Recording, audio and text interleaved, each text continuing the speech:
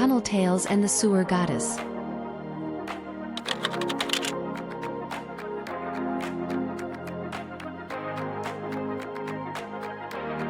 Welcome to Rabbit Hole Research.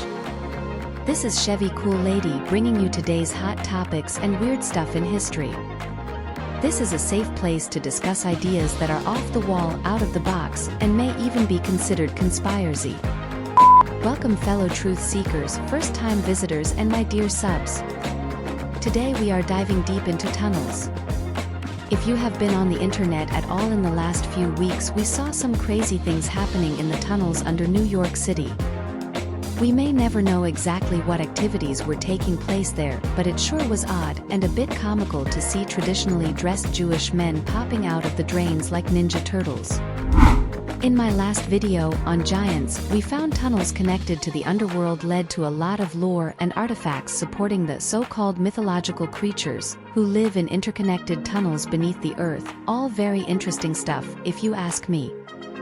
I am interested to hear your thoughts on the underground world in the comment box. Please like and subscribe while you're down there. Thanks. Tunnel as a topic is an enormous rabbit hole. Pick a city: Paris? London? Everywhere in the world has tunnels. Some hold disturbing artifacts and a flimsy narrative. Some tunnels hold some weird historical events like huge elite banquets in the sewers. We will be bringing this back up. A special shout out to Minds Unveiled and their tremendous work on this very topic.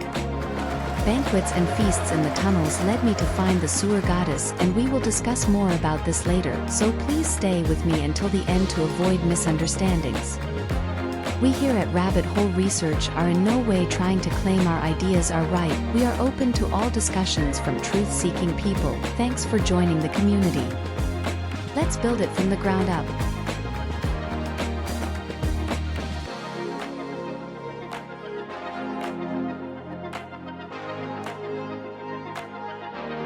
Let's start with the Thames Tunnel. Dubbed the eighth wonder of the world. In those wacky 1800s, known as the Victorian times, Londoners flocked by the tens of thousands to be amazed that they could walk under the water. I guess these people had nothing better to do than travel the world, dressed in absurd clothes, and be amazed. If you don't think so, you might want to watch some of my videos on the world's fairs. But anyway, I find the idea of banquets held underground in the tunnels a very odd concept. I asked Bing Chat how many such banquets were held in the 1800s. The answer was a shocking 700 such feasts were held. But the information is scarce, so I cannot verify this information. The Thames Tunnel Banquet was a remarkable event that took place in November of 1827.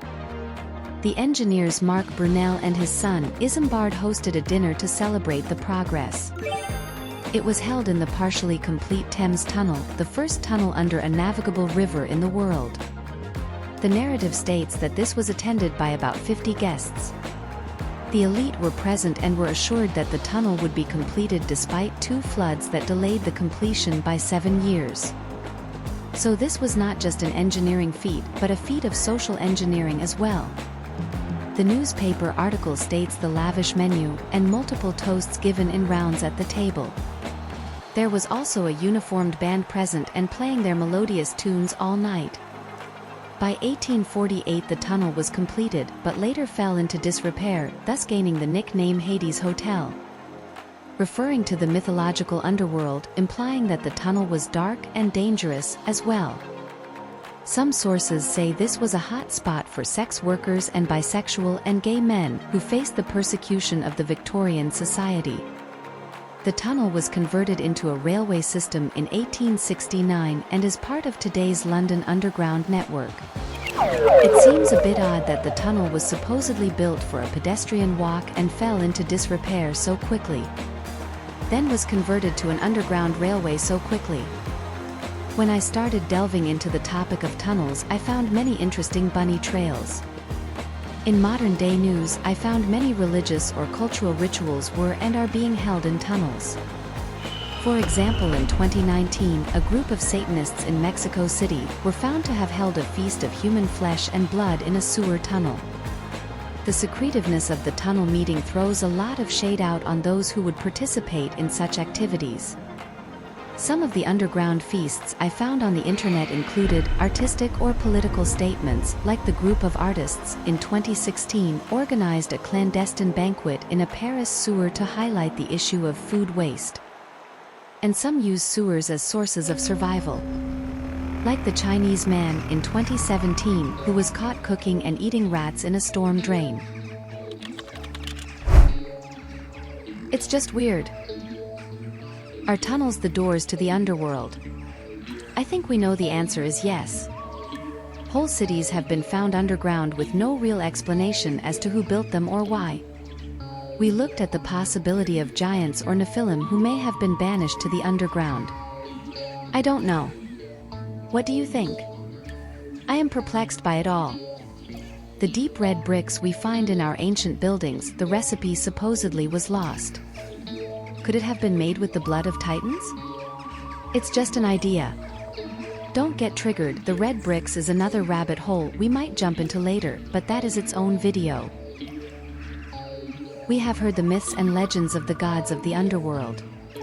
But until I started researching tunnels, I had no idea there was a sewer goddess and toilet deities as well.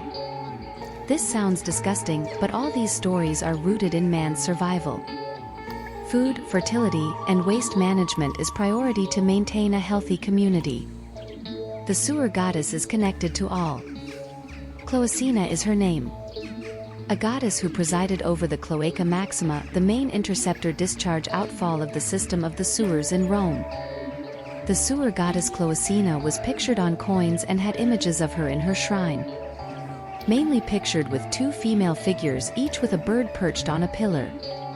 One of them held a small object, possibly a flower. These symbols are also associated with Venus, the goddess of love and beauty, who was worshipped and evolved into Venus Cloacina. And yes, there are toilet gods and goddesses, a type of household deity. These are seen all over the world, from Rome to Japan. They are associated with health, well-being, and fertility. They are propitiated through a variety of customs.